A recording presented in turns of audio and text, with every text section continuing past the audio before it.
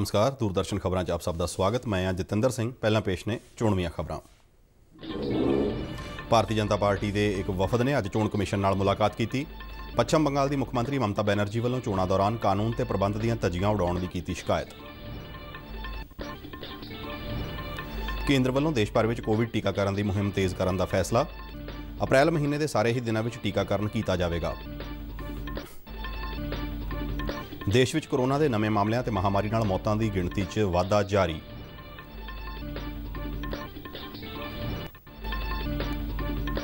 केंद्र ने 15वें वित्त कमिशन दी सिफारिशां अनुसार स्थानक सरकारों की सहायता लई राज्यां नूं 4,608 करोड़ रुपए जारी किए। जम्मू कश्मीर के पुलवामा में होए एक मुकाबले दौरान सुरक्षा बलों ने 3 अतवादियों नूं मार मुकाया। पंजाब में मालीए की उगराही में वाधे का रुझान देखा गया। 2019-20 के मुकाबले 2021 में 10,382 करोड़ रुपए का वध मालीआ इकट्ठा होया। बहुजन समाज पार्टी के बानी मरहूम कांशी राम का 87वां जन्मदिन उन्होंने जद्दी पिंड खवासपुरा विखे मनाया गया। इस मौके बुलारिया ने कहा कि किसानों, मजदूरों ते दलित वर्ग के लोगों को आज़ादी के 73 सालों बाद भी उन्होंने बनते हक नहीं मिले ने। वैष्णो देवी की पवित्र गुफा के दर्शनों लिए आने वाले श्रद्धालुओं की गिणती में लगातार वाधा। इस साल की पहली तिमाही में 13 लाख तो वध श्रद्धालुओं ने पवित्र गुफा के दर्शन किए। हुण खबरां विस्तार नाल। भारतीय जनता पार्टी के एक वफद ने पश्चिम बंगाल विधान सभा दी चोणां दौरान भारतीय जनता पार्टी के वर्करां नूं डराउण धमकाउण के मुद्दे ते अज नवी दिल्ली में चोण कमिशन नूं मुख मंत्री ममता बैनर्जी विरुद्ध शिकायत दी। सूचना ते प्रसारण मंत्री प्रकाश जावड़ेकर ने पत्रकारों को दस्सिया कि पार्टी के एक वफद ने चोण कमिशन नाल मुलाकात करके दस्सिया कि किवें मुख मंत्री ममता बैनर्जी और उन्हां दी पार्टी ने चोणां दौरान कानून ते प्रबंध दीआं धज्जियां उड़ाईआं ने। उन्होंने कहा कि तृणमूल कांग्रेस के वर्करां ने बीजेपी के उम्मीदवारों और वर्करां ते हमले किए हैं। वफद ने तमिलनाडु की डीएमके पार्टी के आगू स्टालिन के पुत्र वालों बीजेपी के मरहूम नेतावां सुषमा स्वराज और अरुण जेतली ते इतराज़योग टिप्पणियां किए जाने ते सख्त कार्रवाई करने की मांग की। जावड़ेकर ने कहा कि पश्चिम बंगाल दीआं चोणां अजे मुकम्मल भी नहीं हुईआं ते कांग्रेस ने ईवीएम का रौला पाउणा शुरू कर दिता है।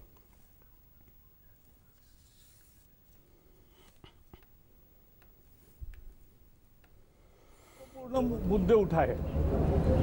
कल देश ने पहली दफा देखा कि एक मुख्यमंत्री पोलिंग बूथ के अंदर धरना देकर बैठते, वहां सभा करते, वहां पत्रकार वार्ता करते, उनके समर्थक बाहर से पत्थरबाजी करते। जब मुख्यमंत्री बैठी थी तब तक 74% वोटिंग हो गया था। ये 74% वोटिंग और शांति से हो गया था। फिर भी जानबूझकर एक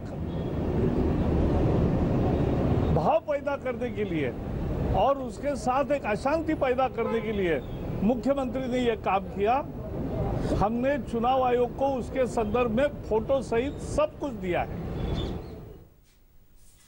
केंद्र ने देश भर में टीकाकरण मुहिम नूं तेजी नाल वधाउण लई एक महत्वपूर्ण कदम चुकदिआं जनतक ਅਤੇ निजी खेत्र के कोविड टीकाकरण केंद्रां ते अप्रैल महीने के सारे दिनों में टीकाकरण का फैसला किया है। केंद्र ने सारे ही राज्यों ते केंद्र शासित प्रदेशों नूं इन्हां केंद्रां में कोविड टीकाकरण लई जरूरी प्रबंध उपलब्ध कराउण लई कहा है। केंद्र ने कहा है कि ये टीके अप्रैल महीने के सारे ही दिनों में सरकारी छुट्टियां समेत लगाए जाणगे। सेहत और परिवार भलाई महकमे के एक बुलारे अनुसार यह फैसला राज्यों ते केंद्र शासित प्रदेशों नाल 31 मार्च नूं होई विस्तारत चर्चा तो बाद लिया गया है। सरकार ने वैक्सीन प्रशासन और कौमी माहर ग्रुप दी सिफारिशों पर आधारित फैसले अनुसार बीते दिन तो 45 साल की उम्र तो वधदे सारे ही लोगों को कोविड टीका लगाउण दा पहला ही फैसला कर लिया सी।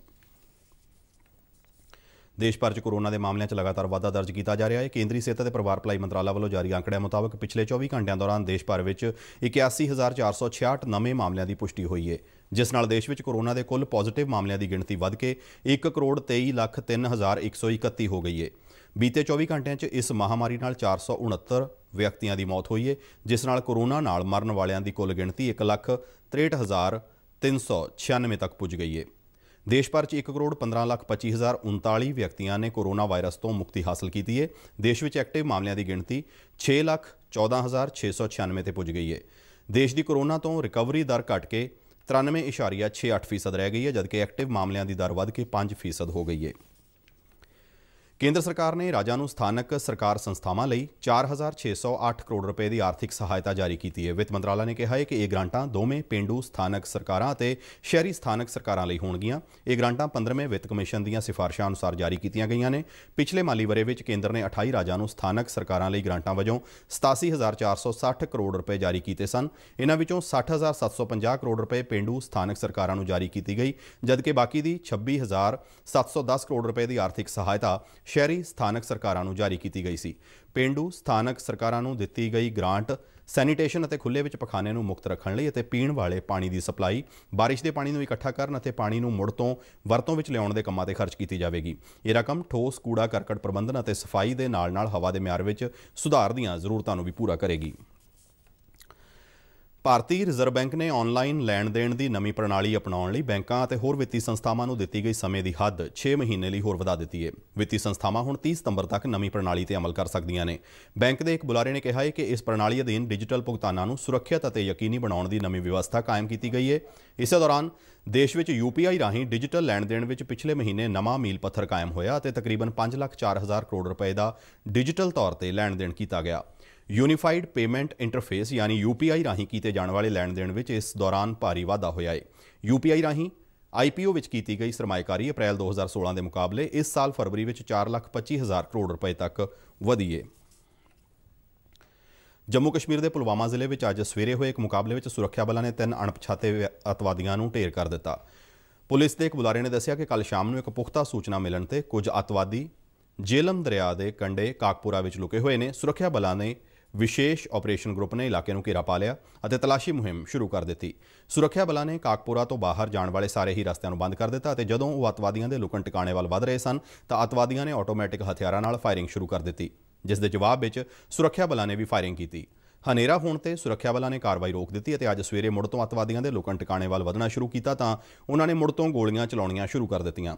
ਬੁਲਾਰੇ ਨੇ ਦੱਸਿਆ ਕਿ ਸੁਰੱਖਿਆ ਬਲਾਂ ਵੱਲੋਂ ਅੱਤਵਾਦੀਆਂ ਵੱਲੋਂ ਹਥਿਆਰ ਸੁੱਟਣ ਦੀਆਂ ਬਾਰ-ਬਾਰ ਕੀਤੀਆਂ ਗਈਆਂ ਅਪੀਲਾਂ ਤੇ ਵੀ ਉਹਨਾਂ ਵੱਲੋਂ ਗੋਲੀਆਂ ਚਲਾਉਣੀਆਂ ਜਾਰੀ ਰੱਖੀਆਂ ਗਈਆਂ, ਜਿਸ ਦੇ ਜਵਾਬ ਵਿੱਚ ਸੁਰੱਖਿਆ ਬਲਾਂ ਨੇ ਕਾਰਵਾਈ ਤੇਜ਼ ਕਰ ਦਿੱਤੀ ਅਤੇ ਸਿੱਟੇ ਵਜੋਂ 3 ਅੱਤਵਾਦੀ ਮਾਰੇ ਗਏ। ਬੁਲਾਰੇ ਨੇ ਦੱਸਿਆ ਕਿ ਇਹ ਖਬਰਾਂ ਆਉਣ ਤੱਕ ਆਪਰੇਸ਼ਨ ਜਾਰੀ ਸੀ। ਅੱਤਵਾਦੀਆਂ ਦੇ ਲੁਕਣ ਟਿਕਾਣੇ ਤੋਂ ਵੱਡੀ ਮਾਤਰਾ ਵਿੱਚ ਹਥਿਆਰ ਅਤੇ ਗੋਲਾ ਬਾਰੂਦ ਬਰਾਮਦ ਹੋਇਆ ਹੈ। ਪ੍ਰਸ਼ਾਸਨ ਨੇ ਅਫਵਾਹਾਂ ਨੂੰ ਫੈਲਣ ਤੋਂ ਰੋਕਣ ਲਈ ਮੋਬਾਈਲ ਅਤੇ ਇੰਟਰਨੈਟ ਸੇਵਾਵਾਂ ਮੁਲਤਵੀ ਕਰ ਦਿੱਤੀਆਂ ਨੇ ਅਤੇ ਕਾਨੂੰਨ ਤੇ ਪ੍ਰਬੰਧ ਦੀ ਸਥਿਤੀ ਨੂੰ ਬਹਾਲ ਰੱਖਣ ਲਈ ਘਟਨਾ ਵਾਲੀ ਥਾਂ ਤੇ ਅਤੇ ਨਾਲ ਲੱਗਦੇ ਇਲਾਕਿਆਂ ਵਿੱਚ ਵਾਧੂ ਸੁਰੱਖਿਆ ਬਲ ਤਾਇਨਾਤ ਕਰ ਦਿੱਤੇ ਨੇ।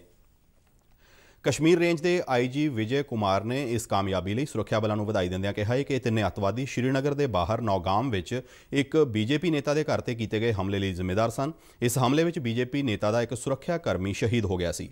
ਉਹਨਾਂ ਦੱਸਿਆ ਕਿ ਸ਼ਹੀਦ ਹੋਏ ਪੁਲਿਸ ਜਵਾਨ ਤੋਂ ਖੋਹੀ ਗਈ ਰਾਈਫਲ ਵੀ ਮਾਰੇ ਗਏ ਇਹਨਾਂ ਅੱਤਵਾਦੀਆਂ ਤੋਂ ਬਰਾਮਦ ਕਰ ਲਈ ਗਈ ਹੈ। ਪੰਜਾਬ ਵਿੱਚ ਮਾਲੀਏ ਦੀ ਉਗਰਾਹੀ ਵਿੱਚ ਵਾਧੇ ਦਾ ਰੁਝਾਨ ਦੇਖਣ ਨੂੰ ਮਿਲਿਆ ਹੈ। ਮੁੱਖ ਮੰਤਰੀ ਦੇ ਦਫ਼ਤਰ ਦੇ ਇੱਕ ਬੁਲਾਰੇ ਨੇ ਚੰਡੀਗੜ੍ਹ ਵਿੱਚ ਦੱਸਿਆ ਕਿ 2020-21 ਦੇ ਮਾਲੀ ਵਰ੍ਹੇ ਦੌਰਾਨ ਮਾਲੀਏ ਦੀ ਉਗਰਾਹੀ ਵਿੱਚ ਪਿਛਲੇ ਮਾਲੀ ਵਰ੍ਹੇ ਦੇ ਇਸੇ ਅਰਸੇ ਦੇ ਮੁਕਾਬਲੇ 10,382 ਕਰੋੜ ਰੁਪਏ ਤੋਂ ਵੱਧ ਦਾ ਮਾਲੀਆ ਇਕੱਠਾ ਹੋਇਆ ਹੈ।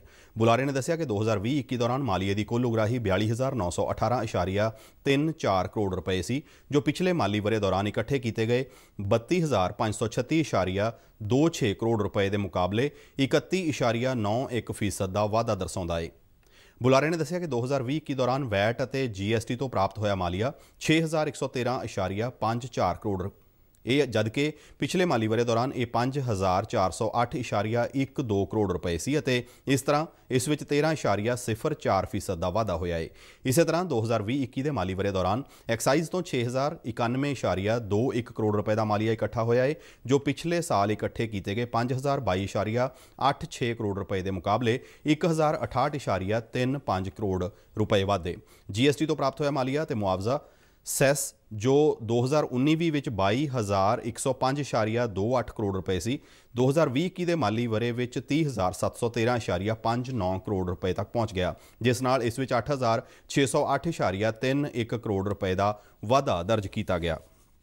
ਬਹੁਜਨ ਸਮਾਜ ਪਾਰਟੀ ਦੇ ਬਾਨੀ ਮਰਹੂਮ ਕਾਂਸ਼ੀ ਰਾਮ ਦਾ 87ਵਾਂ ਜਨਮ ਦਿਨ ਰੂਪਨਗਰ ਜ਼ਿਲ੍ਹੇ ਵਿੱਚ ਉਹਨਾਂ ਦੇ ਜੱਦੀ ਪਿੰਡ ਖਵਾਸਪੁਰਾ ਵਿਖੇ ਮਨਾਇਆ ਗਿਆ। ਇਸ ਮੌਕੇ ਇੱਕ ਰੈਲੀ ਨੂੰ ਸੰਬੋਧਨ ਕਰਦਿਆਂ ਬਸਪਾ ਦੇ ਪੰਜਾਬ ਪ੍ਰਧਾਨ ਜਸਵੀਰ ਸਿੰਘ ਗੜੀ ਨੇ ਕਿਹਾ ਕਿ ਆਜ਼ਾਦੀ ਦੇ 73 ਸਾਲਾਂ ਬਾਅਦ ਵੀ ਕਿਸਾਨ, ਮਜ਼ਦੂਰ, ਮੁਲਾਜ਼ਮ, ਵਿਦਿਆਰਥੀ ਅਤੇ ਦਲਿਤ ਵਰਗ ਦੇ ਲੋਕ ਆਪਣੇ ਹੱਕਾਂ ਤੋਂ ਵਾਂਝੇ ਨੇ। ਉਹਨਾਂ ਕਿਹਾ ਕਿ ਪੰਜਾਬ ਵਿੱਚ ਪਾਰਟੀ ਦੀ ਸਰਕਾਰ ਆਉਣ ਤੇ ਮੁਲਾਜ਼ਮਾਂ ਨੂੰ ਪੱਕੇ ਤੌਰ ਤੇ ਭਰਤੀ ਕੀਤਾ ਜਾਵੇਗਾ ਤੇ ਠੇਕਾ ਪ੍ਰਣਾਲੀ ਬੰਦ ਕੀਤੀ ਜਾਵੇਗੀ।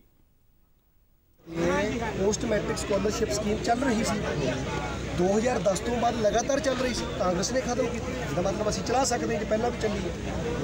ਮਜ਼ਦੂਰਾਂ ਦੇ ਮਾਮਲੇ 'ਚ ਜਿਹੜੀਆਂ ਮੈਂ ਸਕੀਮਾਂ ਬੋਲੀਆਂ, ਇਹ ਕਾਂਗਰਸ, ਅਕਾਲੀ, ਭਾਜਪਾ ਦੇ ਸੋਸ਼ਲ ਵੈਲਫੇਅਰ ਡਿਪਾਰਟਮੈਂਟ ਦੇ ਆਲਰੇਡੀ ਬਲੂਪ੍ਰਿੰਟ ਪਿਆ, ਸਰਕਾਰ ਦੇ ਰਹੀ ਆ, ਲੇਕਿਨ ਦਿਖਾਵਾ ਕਰ ਰਹੀ ਆ। ਅਸੀਂ ਘਰ ਭਰਤੀ ਦੇਣ ਦਾ ਵਾਅਦਾ ਕੀਤਾ ਆ ਵੀ ਅਸੀਂ ਹਰੇਕ ਮਜ਼ਦੂਰ ਦੇ ਨਾਲ ਖੜਾਂਗੇ। ਕਿਸਾਨਾਂ ਦੇ ਮਾਮਲੇ 'ਚ MSP ਦੀ ਗੱਲ ਕਰਦੇ ਆਪਾਂ, ਕਿਸਾਨ ਨੂੰ ਅਸੀਂ MSP ਫਰੀ ਤਾਂ ਨਹੀਂ ਦੇਣੀ। ਮਿਹਨਤ ਕਰੇਗਾ, ਫਸਲ ਉਹਦੀ ਫਸਲੀ ਤਾਂ ਖਰੀਦਣੀ ਹੈ, ਸਿਰਫ ਫਸਲ ਖਰੀਦਣ ਦੀ ਗਰੰਟੀ ਦਿੱਤੀ ਹੈ। ਮੁਲਾਜ਼ਮਾਂ ਦੇ ਮਾਮਲੇ ਦੇ ਵਿੱਚ ਪੁਰਾਣੀ ਪੈਨਸ਼ਨ ਬਿਲਕੁਲ ਬਾਈ ਨਾਟ, ਜਿਹੜਾ MSP ਦਾ ਤੁਸੀਂ ਗੂਗਲ ਤੇ ਜਾਓ, MSP ਕਿੰਨੀਆਂ ਫਸਲਾਂ ਤੇ ਸਰਕਾਰ ਦੇਣ ਦਾ ਵਾਅਦਾ ਕਰ ਰਹੀ ਹੈ, ਸੈਂਟਰ ਸਰਕਾਰ ਔਰ ਕੇਂਦਰ, ਕਿੰਨਿਆਂ ਤੇ? ਸਰ 23 ਆ, ਅਸੀਂ 23 ਅਸੀਂ ਭਰ ਦਿਆਂਗੇ। ਪੰਜਾਬ, ਹਰਿਆਣਾ ਤੇ ਚੰਡੀਗੜ੍ਹ ਦੇ ਪਾਰਟੀ ਦੇ ਇੰਚਾਰਜ ਰਣਧੀਰ ਸਿੰਘ ਬੈਨੀਪਾਲ ਨੇ ਕਿਹਾ ਕਿ ਬਹੁਜਨ ਸਮਾਜ ਪਾਰਟੀ ਕਿਸਾਨਾਂ ਦੇ ਨਾਲ ਖੜੀ ਹੈ ਅਤੇ ਪੰਜਾਬ ਦੀਆਂ ਅਗਲੇ ਵਰੇ ਹੋਣ ਵਾਲੀਆਂ ਵਿਧਾਨ ਸਭਾ ਚੋਣਾਂ ਲਈ ਭਾਜਪਾ ਨੂੰ ਛੱਡ ਕੇ ਕਿਸੇ ਹੋਰ ਪਾਰਟੀ ਨਾਲ ਗੱਠਜੋੜ ਕਰਨ ਬਾਰੇ ਕਿਸੇ ਵੀ ਤਰ੍ਹਾਂ ਦਾ ਫੈਸਲਾ ਪਾਰਟੀ ਦੀ ਕੌਮੀ ਪ੍ਰਧਾਨ ਮਾयावती ਕਰਨਗੇ।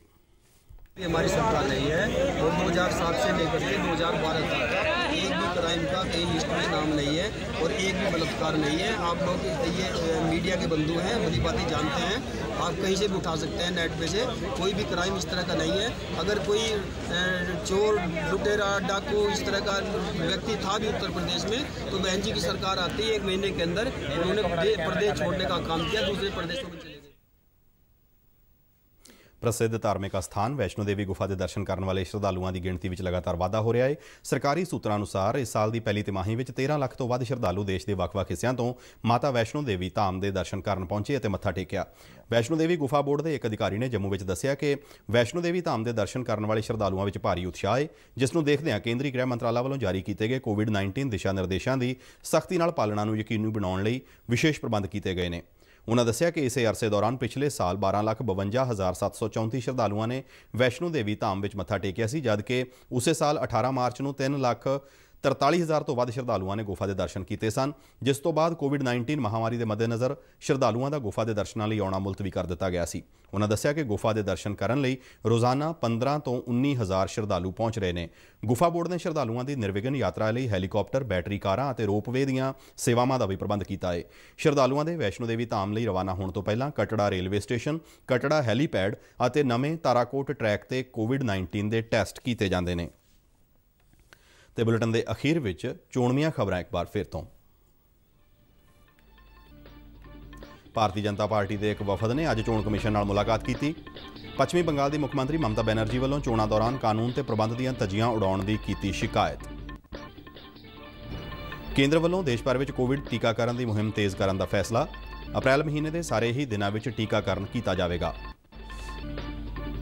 ਦੇਸ਼ ਵਿੱਚ ਕੋਰੋਨਾ ਦੇ ਨਵੇਂ ਮਾਮਲਿਆਂ ਅਤੇ ਮਹਾਮਾਰੀ ਨਾਲ ਮੌਤਾਂ ਦੀ ਗਿਣਤੀ 'ਚ ਵਾਧਾ ਜਾਰੀ।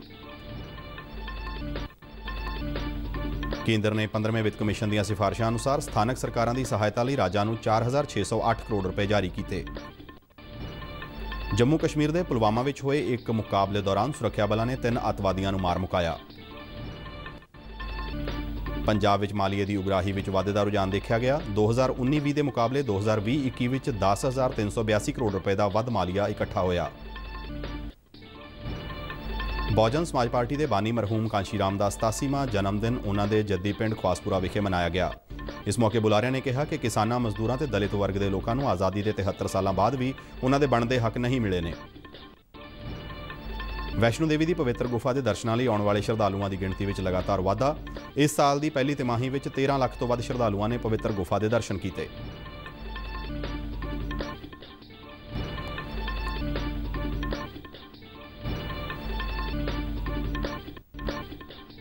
ਇਸ ਦੇ ਨਾਲ ਸਾਡਾ ਖਬਰਾਂ ਦਾ ਬੁਲੇਟਿਨ ਸਮਾਪਤ ਹੁੰਦਾ ਹੈ। ਇਜਾਜ਼ਤ ਦਿਓ, ਨਮਸਕਾਰ।